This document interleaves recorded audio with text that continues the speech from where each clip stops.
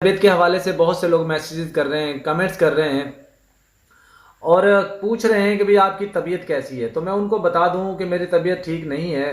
2-3 दिन से मुझे सांस की प्रॉब्लम हो रही है। जो लोग मुझे प्यार करते हैं, मुझे चाहते हैं, उन लोगों को पता है हमेशा मैं आप लोगों के लिए अच्छी से अच्छी इन्फॉर्मेशन लेकर आता हूँ और आगे भी कोशिश करूँगा लेकर आता रहूँ। बस मैं आप लोगों से दुआओं की दरख्वास्त करता हूँ कि मेरे लिए दुआएं कीजिएगा, माही के लिए भी दुआ कीजिएगा। उसकी भी तबीयत बहुत ज़्यादा ख़राब है, हॉस्पिटल में है और इसलिए मैं कुछ दिन से जो है वो ना लाइव कर पा रहा हूँ, ना सही तरीके से वीडियो डाल रहा हूँ, क्योंकि तबीयत जब साथ ना दे फिर आप क्या कर पाएंगे। तो बहरहाल ये थी कुछ बातें जो लोग मुझसे पूछ रहे थे, बार बार मुझे फ़ोन कर रहे थे, मैसेजेस कर रहे थे, बहुत से लोग हमारे लिए टेंशन ले रहे थे। तो दोस्तों लाइव का शेड्यूल तो मैं अभी फ़िलहाल कुछ दिन के लिए बंद करने वाला हूँ, क्योंकि तबीयत बेहतर होगी तो फिर हम लाइव भी किया करेंगे आप लोगों के साथ बातचीत करके और अपना दुख तकलीफ़ वो भी शेयर किया करेंगे। हाँ, एक चीज़ ज़रूर है कि कल मेरी बात हुई है बबीता रानी से, और बबीता रानी से और उसके हस्बैंड से, दोनों से मेरी बात हुई है बबीता रानी के फ़ोन पे। बबीता रानी से मैंने पूछा कि आप लोग अब केस में क्या देखते हो। तो बबीता रानी रोने वाली हो गई थी और वो बोल रही थी कि भाई मेरे साथ तो बुरा किया है, सीमा ने मुझे अपमानित किया, मेरी बेटी को अपमानित किया गया और बहुत से लोगों ने हमें ट्रोल किया, पता नहीं क्या क्या, हर बंदे ने अपने अपने तरीके से गलत शलत बोला। हमने किसी को पलट कर जवाब नहीं दिया, हमने किसी का क्या बिगाड़ा था। और साथ ही वो कहने लगी हमारे ऊपर 3 केसेस भी इसने करवा दिए हैं और हमें तो कहीं का नहीं छोड़ा।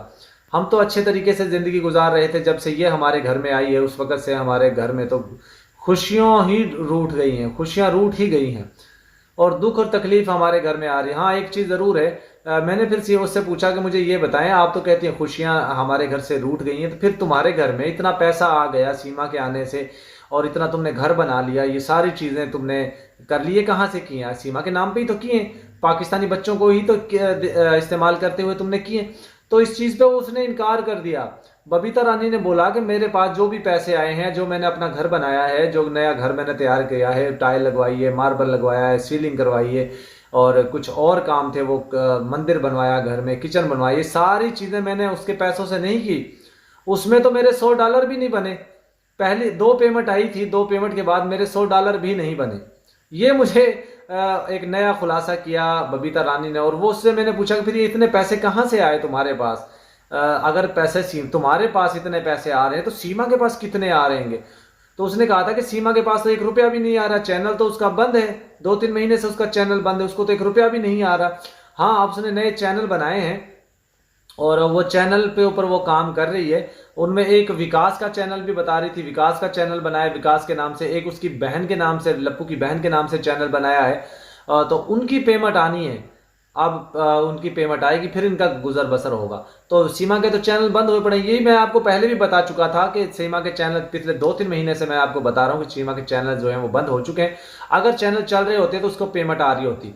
तो अब इनको पेमेंट तो आ नहीं रही, अब ये भागेंगे तो इधर उधर की बातें ज़रूर करेंगे। दोस्तों एक चीज़ और है, बबीता रानी से जब बात की गई तो बबीता रानी ने बताया कि मेरे पास जो भी मैंने घर बनाया है, जो भी मैंने पैसे लगाए अपने घर के अंदर, मुझे सीमा की तरफ से नहीं मिले।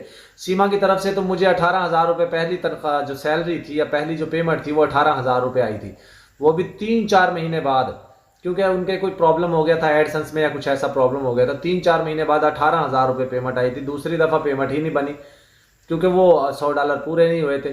तो मैंने उनको मशवरा भी दिया कि आप एक वीडियो बनाया करें, लाइव को छोड़ दें, तो वीडियो बनाया करें तब आपके डॉलर बनेंगे। फिर उसके बाद उसने मुझे बताया, एक शॉकिंग न्यूज़ मुझे बताई कि ये जो पैसे आए हैं जो मुझे, जिसमें मैंने घर में लगाए हैं, जो घर बनाया नया, तो वो मैं, हम लोगों की ज़मीन थी गांव में, वो ज़मीन बिकी है। वहाँ पे कोई सोसाइटी या कोई सड़क बन रही है तो वो जगह महंगी हो गई, वहाँ पे वो ज़मीन बेची है। उस ज़मीन से मैं अपने माँ बाप के घर से अपना हिस्सा लेकर आई थी।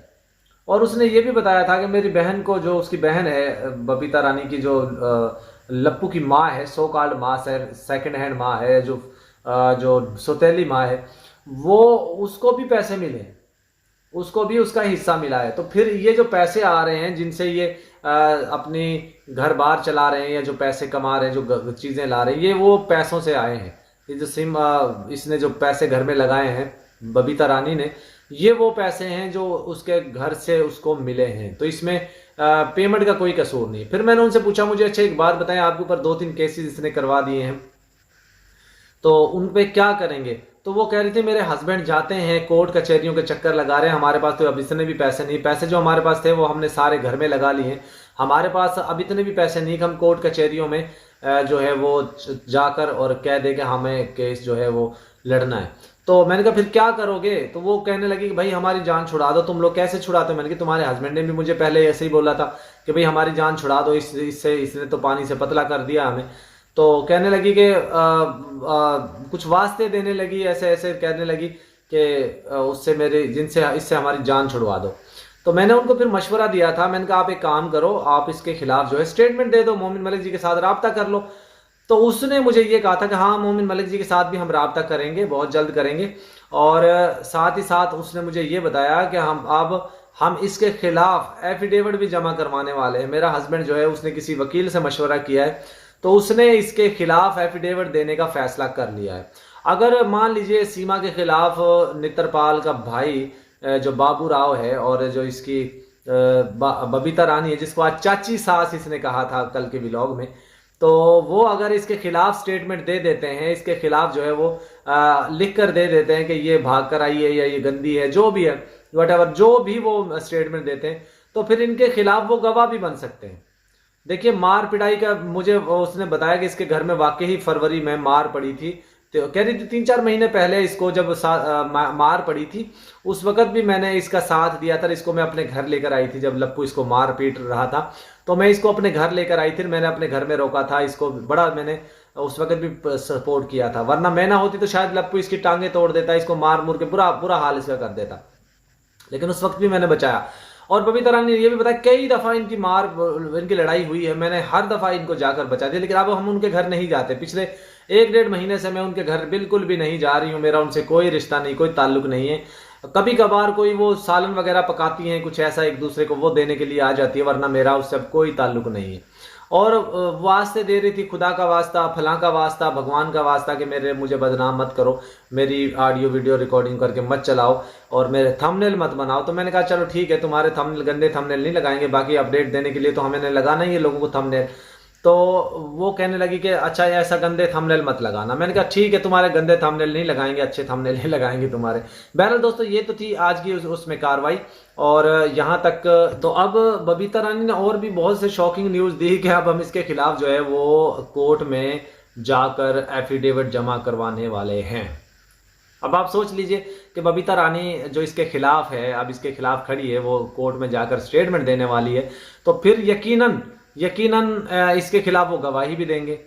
और बबीता रानी ने ये भी बता दिया कि मैं 2-3 महीने से इसके घर नहीं जा रही हूँ, बिल्कुल भी नहीं जा रही हूँ। दोस्तों आगे आने वाले वक्तों में बहुत से लोग बदलने वाले हैं। नित्रपाल ने भी एफिडेविट जमा करवा दिया, पंडित ने भी पंडित होने से इनकार कर दिया, AP सिंह भी कहेगा मैं तो इसका वकील हुई नहीं, और ना वो डॉक्यूमेंट्स में है, वो भी आपने देख लिया। तो बहुत जल्द ये सब लोग भागने वाले हैं, छोड़ कर सीमा जो रह गई कल्ली रह गई। सीमा तू जाएंगी किथे, सीमा तू कर ला अपनी तैयारी, तू होएंगी, रह गई हूं कल्ली।